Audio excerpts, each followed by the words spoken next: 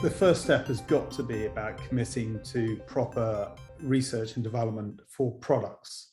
And that, of course, comes in many shapes. It includes the products themselves, the underlying data that's going to support them, and also making that, those products available at speed and at scale. That is fundamental.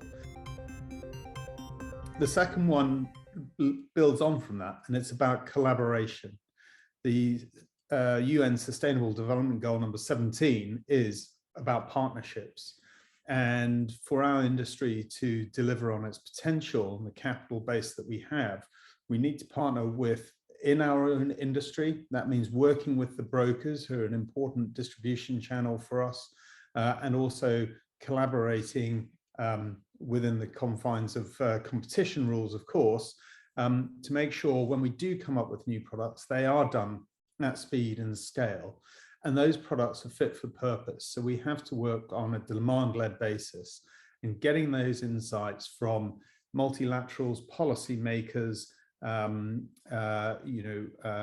investors, and so on, understanding their wants and needs and collaborating with them to come up with new products and solutions is really fundamental.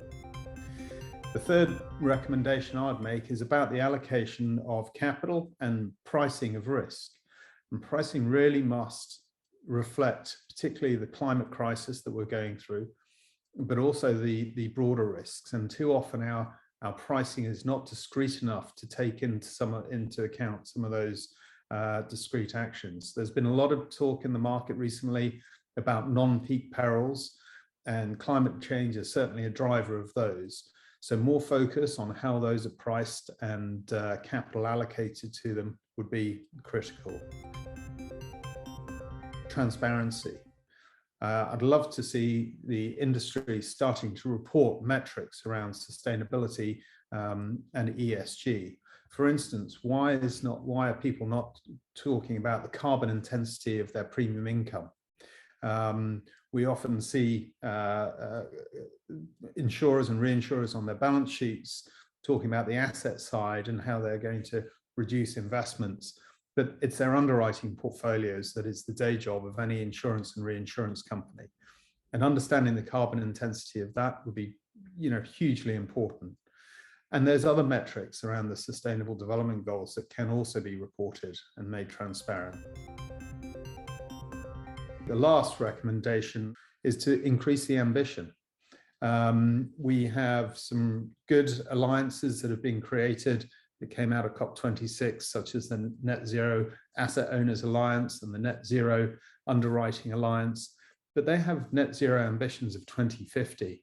And we need to and should be much more ambitious than that.